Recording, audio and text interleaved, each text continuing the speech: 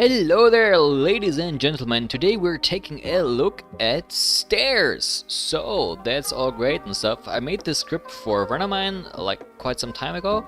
So we're taking a look at this in a more, how do you say, I'm going to reconstruct this. However, I made this like 3 months ago. So you're gonna hear my thought process of how I actually do this thing. And just to show you what this thing can do, we have a rotation angle of it, we have an overall height, we have the amount of stairs, and we have obviously the width as well, and a column radius as well with the thickness of the slab itself.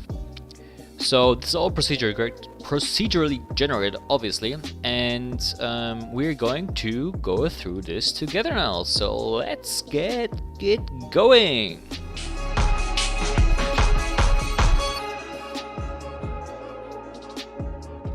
Anyhow, I want to start just with a new Grasshopper file from scratch and show you exactly how I want to get this puppy started. Anyhow, so we're gonna have a base point, and this base point then will probably be duplicated along a line here, so like multiple times.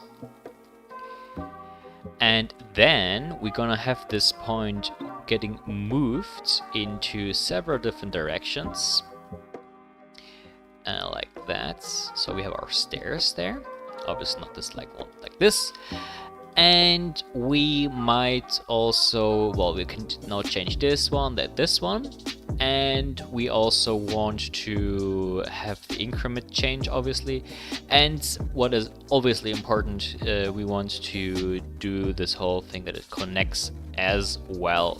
So it just doesn't, they're not just like some lines in space and time. Anyhow, so we might do some changes along the way, but this doesn't really matter. Anyway, let's change the base point here, set this point in the Rhino environment. Then we're going to use a series of, this would be like basically our step size. And this step size then has a certain amount, and the amount of stairs as well, stair amount. So, and this will then be moved into the Z direction from the base point, and we're going to use the move command to do that. And as you see, there's nothing happening because I made a hiccup, because exactly. We want to use the, or, yeah, we have to zoom out. Oh, that's wonderful. Anyhow, now that we have our like stairs created, like the distance between stairs, now we want to move them outwards into the certain directions. So there are several ways of how you can do it, but I think we're gonna do it the following way. So we're gonna create a circle, and the circle will be from each of the points here. And now we can evaluate this circle from a point between 0 and 1, not this one, but evaluate curve. And we use this circle here, and we have a like a number slider like this from 0 to 1, and you see it will give us a point on this curve. However, we want to, well, we can do it like this actually, but the problem now is it's all going like the same direction. So if I want to link, or make a link, or make a line between those 2 points, for example between here and then here, you see you have to connect those exactly. You see they're all moving, but they're moving always the same. So I want them to basically increment every time. So we're gonna create another series again, like this. And I actually will put this here so you can see more. You don't have to do this. And I make this is will be the amount of steps, like how much the increment will be. So we do this increment stairs, and we're also gonna use the count of the count that we had in the beginning, because this will be the same amount. And you see there is like small incrementing in this thing, as you see here. So this is already doing the things that we want to do. This one will show up in orange because it doesn't really know where to put the points normally after 1. However, because it's just a normal circle, it is fine, so you don't have to worry about that at all. Great! Now that we have that defined, we also want to define what I would like to do is also define a base, so it will go like around it as well. And this will be a base like from here. And we do a separate number slider for that. Like a column radius. Column, exactly. And this will be put in here, and the height of this thing will be like an extrusion into the z direction. And it will be, well, the base will be this one, obviously, and the height will be the sum of the series, basically. Or the last, I would say, well, maybe better than that, like the last point of the series. So we can, there are several ways to do it. Actually, I want to show you how many ways that we can do it. So we can either do addition or like, multiplication of the amount of stairs, or like the distance between the stairs and the amount of stairs. So then we have 12.54. Actually, this would need to be -1 as well, because it starts at 0. So we can, well, do it like this. Or it would be actually a great way to use the expression, to be honest, just to know how it actually works. So this takes two variables. To change this one here like this, because it's kind of like weird and buggy. And we want to have the first variable like x. It's very complicated, but I just want to show you how it can be done, but it doesn't need to be done this way. There will be a simpler one, so x times y. However, it will be y minus 1, so y minus 1, and then we close it. And this will be like that, and it will give us the correct amount, so 11.4. There will also be a more simpler way to do it, to just use the list item command, and then we use the last item of this one, which we then -1, and that will give us the last of the series in this case, which is 11.4. So they're both the same ways to do it. This one is more mathematical, this one is more like list driven. Anyhow, this would be a way of how you can approach that. Anyway, so now we have the height of the base column exactly the same as like the whole stairs. That's great. We have a kind of a problem though, because at the moment the stairs are kind of like overlapped, because you want to have them like, you know, like this maybe. So they're like halfway out, halfway not. And there are several ways how we can do it. We can, maybe that's like the best one. Oh, I want to show it here.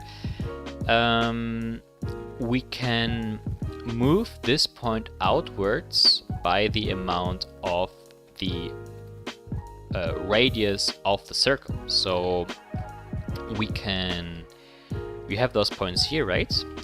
And we also have this line here. And if we do like just a very simple like vector thing like here, it will actually automatically transform the line into a vector.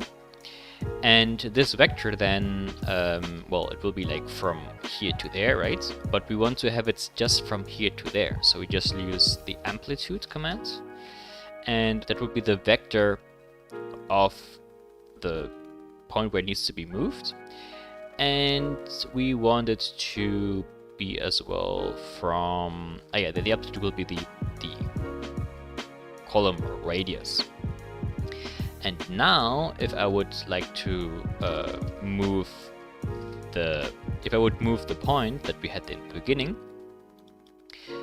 by that amount, you will see that it goes exactly the opposite way. So I guess we need to actually, well, we can just flip this curve,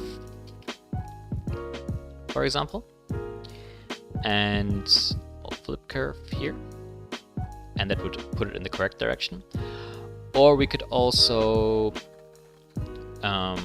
maybe we can actually do the amplitude negative as well. So we just do this one here, and then we do a negative one, and then we also have the same result. And we just can delete delete all this other stuff here. Great. Now we also, well, we have the lines here now, but actually we just double do it in a way. That's the way I hope you can do it as well. So we just do a line that starts from here, and the direction will be that direction that we defined here, and the length will be something arbitrary that we want to define here as well. Actually, didn't we define it before here? I'm not that sure. This will be the... Anyhow, this will be at least our length for now. So that's pretty cool. Now that we have that defined, we want to make also a connection. So it goes like this, you know, like let me just draw this down. So it will go like that between each of the stairs, right? And because they are all curved, they will be like that most likely. So that's actually quite easy to do, because as you see here, the line here is actually the same line here. However, we want to connect them two together. So we will just move the lines that we have here by the increment of what the stairs height downwards. And so we take the stairs height here, and it doesn't do exactly what I want, because or does it? No, it actually works. You see the stairs here, and obviously it changes with it as well. That's pretty good.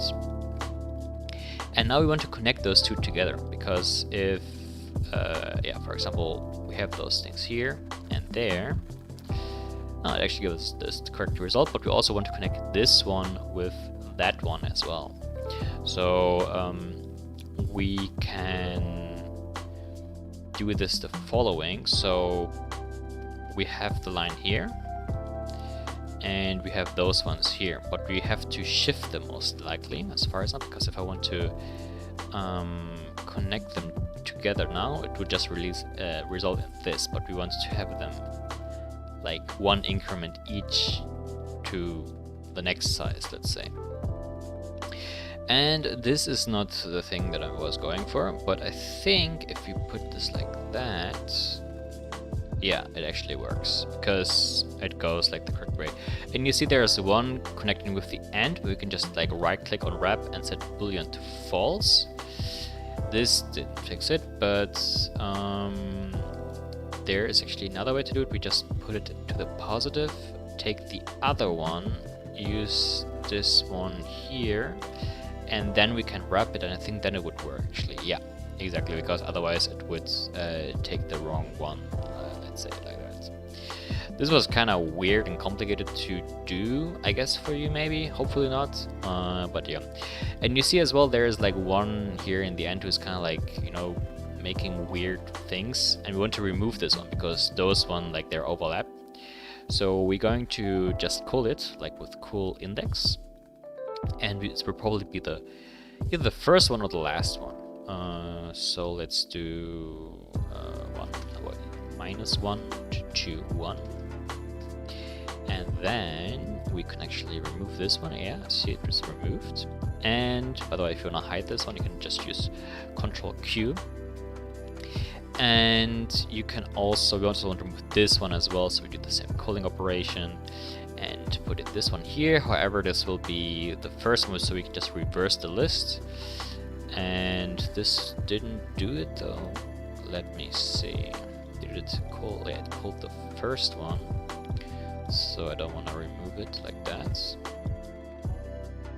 Ah yeah, I just need to, I didn't see it. Yeah, so this will be like that. Great, now that we have our stairs defined, I actually want to make them look so they're a little bit more realistic, let's say like that. And this is fine.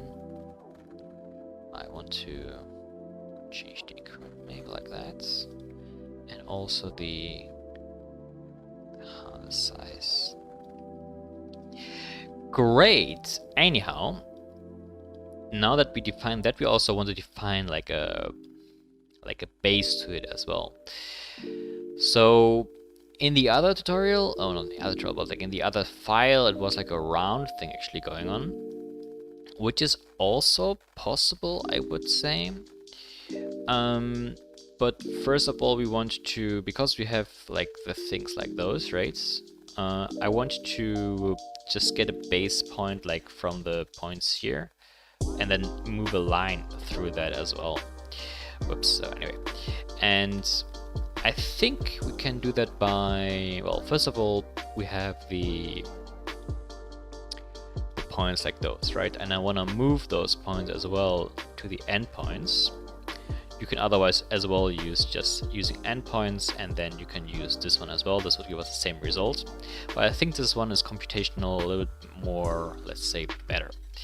So we have this point now defined, the endpoint, and now we just want to move it downwards a little bit, which would be basically the size of our slab from the bottom. And so do -1 to 1, 0, 0, 0.00, and then gonna be a little bit like lower. And if we now do a curve control points either, or there would be on a primitive the how is it actually called again? It's like not polyline, but let me look at polyline. Okay, this one is here. Interpolate, and this will actually make those points go through the things, because if you use, for example, the vertices like the NURBS curve, it will actually go through it as well, but like take a little bit of each of the curves. So I want it to be that it goes actually through the curves. And I think there's also another interpolate like this one here, which might be I think the one that's normally used. Anyway, they're both fine. Good. Anyhow, I think a good way now is as well to because there will be like a little problem, as you see, that those curves will be always kind of not in the right order, because, or like if we look at the top view, you see they're always like a little bit like above it. So you want to change that as well and actually make kind of like a, how do you say, like a curve that like fits to it as well. Or we can just make it like that it goes directly in there, just make it like a thing in there. But I think it's more useful to do it in the other way. Anyway, so now that we have that defined, actually I'm not quite sure how we connect this now together, but I have to like think a little bit about it. A few moments later. Okay, I figured out what the problem was.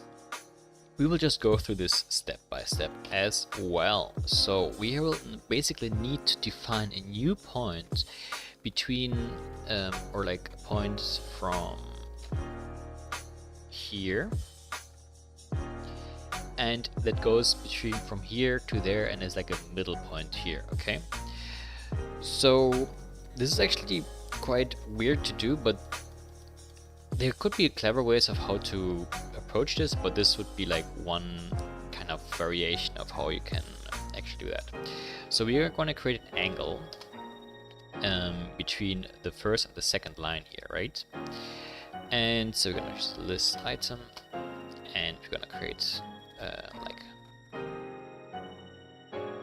0 and 1. This one's the one like lying around here. And this will then give us an angle in between those two like things and how much it would be. And this will give us in radians, but we want to have it in degrees actually. But this would be easily interchangeable anyway. So now that we have defined that, we want to move this point here in that amount to that direction. So we just use rotate. And this will be the geometry, right? And, or will it actually be? I think it might be that one. Yeah. And the angle will be this one over here. You can either use radians or degrees depending on what, but it takes radians, so we just stick by radians, we need to change it back. And the base plane would be the thing in the beginning that we defined. So that will be our point. But now it's actually moved from here to there exactly, but we want to have it moved like half as much. So we're gonna do just a division, or we can just right click on angle and use expression and then use x divided by 2, and it will make the degree like it does like half of it. So that we have that, we can create an arc in between those 3 points. So the point A would be this point here. It would be the first one, the second one would be this point here, and the last one would be this point here. However, you see it will create kind of like a weird thing. That's not the thing that we want to do, because it just always takes us 1, 2, 3. So we want to have this one like shifted from that one. So you use shift list and to have it like that, and then I think we can also wrap it, and then it's removed as well. However, I think it might be a good idea just to pull it out. So we're just gonna use like this, or like that rather, and then activate wrapping and use that cool index way of doing it, and then we just create it. We're gonna remove the last one, I think. Is that right? Yeah, perfect. It's gonna hide that as well. Good. Now that we have that defined, we can actually go back to our interpolate thing, which we defined earlier, right? But I think I actually deleted it, so that's very helpful for our little tutorial here. So I'm gonna do this again really quick, like this here, and then I'm gonna use the point that we defined there, maybe. Do we take this one? Yes. And then use Z direction, and then slab thickness here.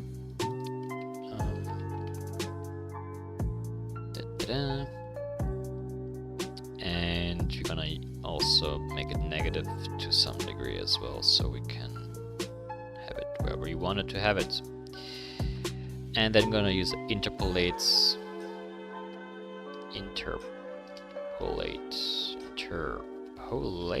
that's difficult to write here, this one. And then now we have our line defined here, and now we need to connect this one with the other one, which will be also kind of weird to do, but I'll show you how. So we have our line defined here, right? And we want to basically cut it into pieces so it actually goes to the correct position. So we have the points here, and then we're going to use the shader commands, and it wants to have parameters. So and we're going to use the parameters of the closest point. So evaluate curve, and the curve that will be evaluated. Oh no, sorry.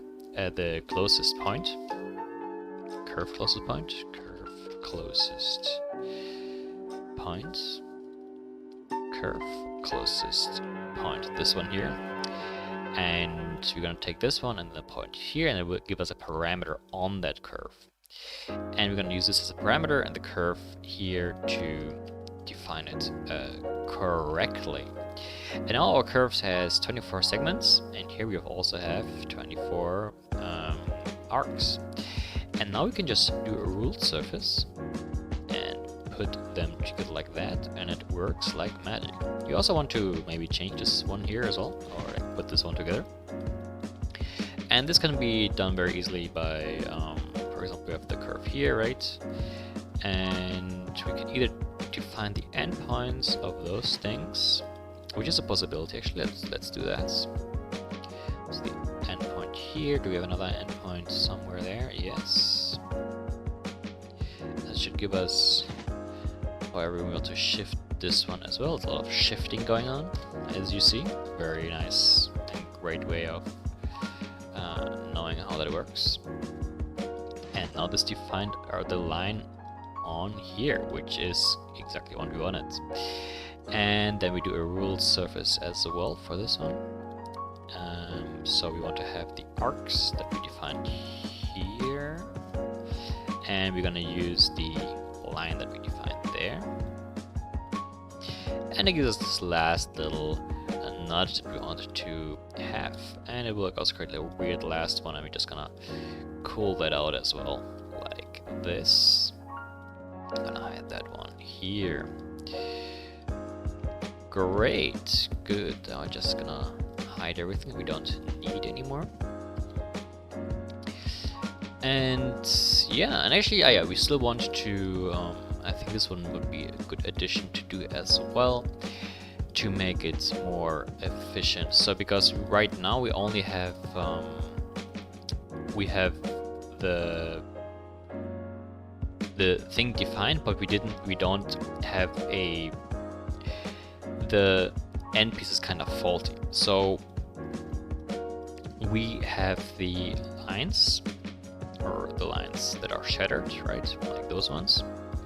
And we basically want to make an offset of those curves and make the offset as just as the amount of length that we have here. And that will be somewhere in the beginning, I think. It's like I think it's this one here, right? Yeah, but this one needs to be negative as well, so we do like this minus x on the expression, and this would give us this point here, but I think this is not really correct as far as we see it here, right?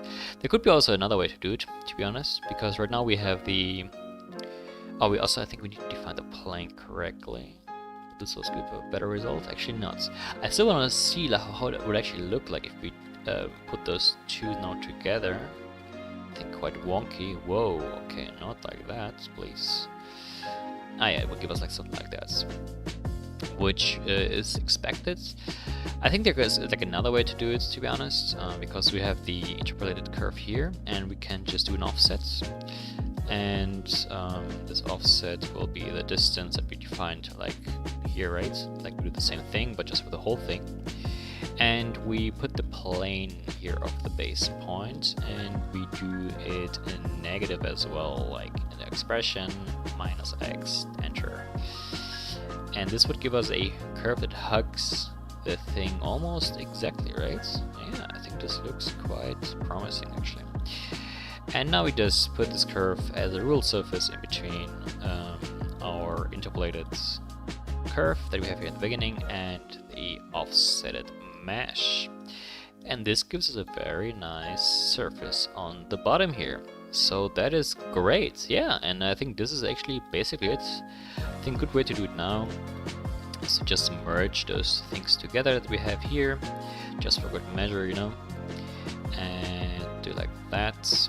And we can just hide this one and hide all the other things that we used in our tutorial here. That's great.